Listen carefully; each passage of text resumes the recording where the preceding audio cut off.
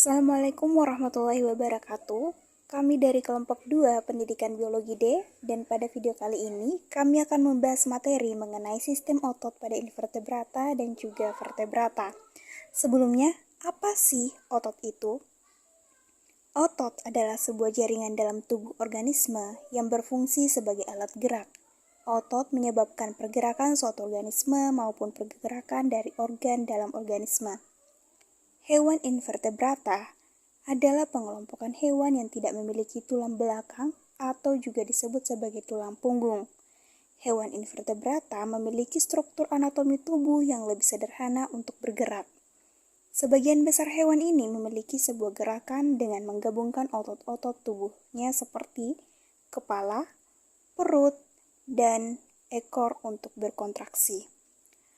Pada sistem otot invertebrata dibagi menjadi dua, yaitu eksoskeleton dan sistem rangka hidrostatik.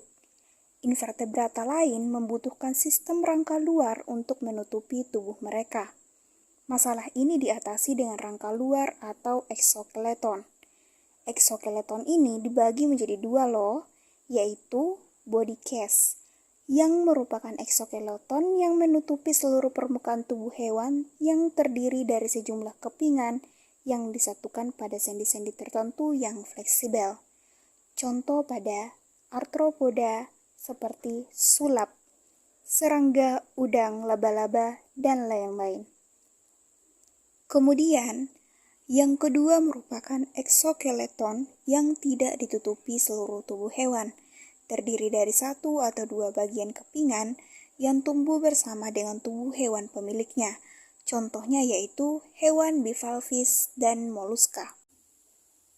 Pada Platyhelminthes terdapat sistem otot yang juga berfungsi sebagai alat gerak aktif, terutama berfungsi dalam mengatur gerakan tubuhnya. Pada Nemathelminthes, kita mengenal adanya otot-otot longitudinal yang mengontrol gerakan tubuh membengkok ke arah dorsal ventral. Sementara pada Annelida, kita bisa menemukan adanya otot longitudinal dan otot melingkar pada dinding tubuh dan saluran pencernaannya.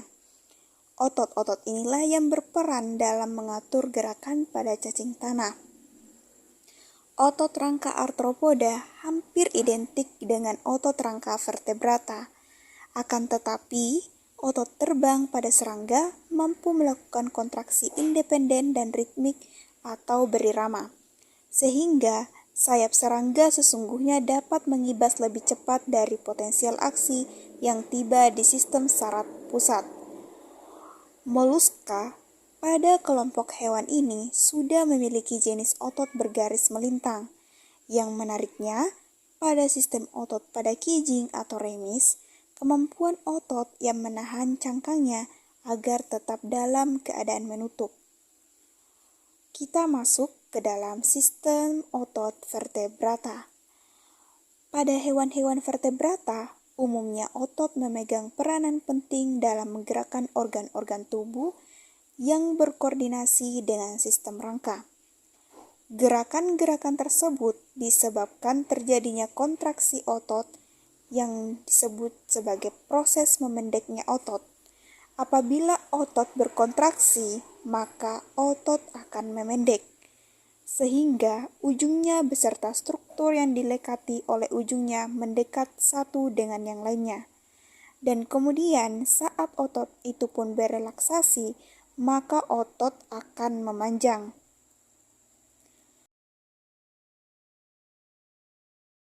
Pada bagian-bagian otot terbagi menjadi 4. Yang pertama adalah sarkolema, merupakan membran yang melapisi suatu sel otot yang fungsinya sebagai pelindung otot.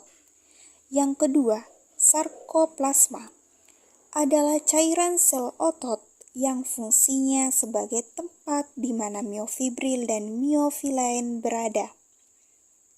Miofibril merupakan serat-serat pada otot. Yang keempat, miofilamen adalah benang-benang dari filamen yang halus berasal dari miofibril.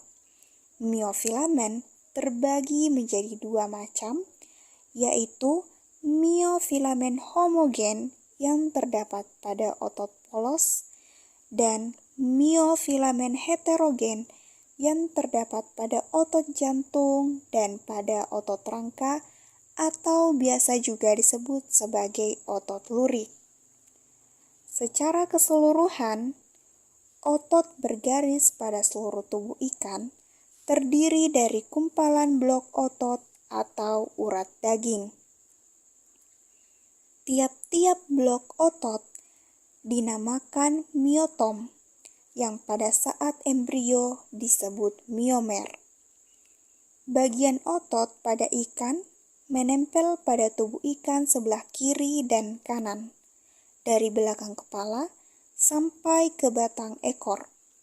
Miotom tersusun menurut pola tertentu yang biasa dibedakan menjadi dua tipe, yaitu sistostomin yang ditemukan pada kelompok agnatha dan pisin yang ditemukan pada kelompok ikan elasmobrasi dan teleostei.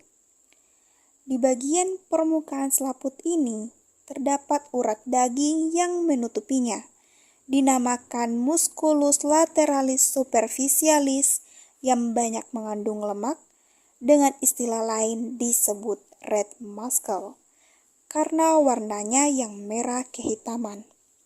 Umumnya, serabut otot mengarah antara posterior, tetapi beberapa serabut hipoksial dari setiap miomer tersusun serong ventromedial.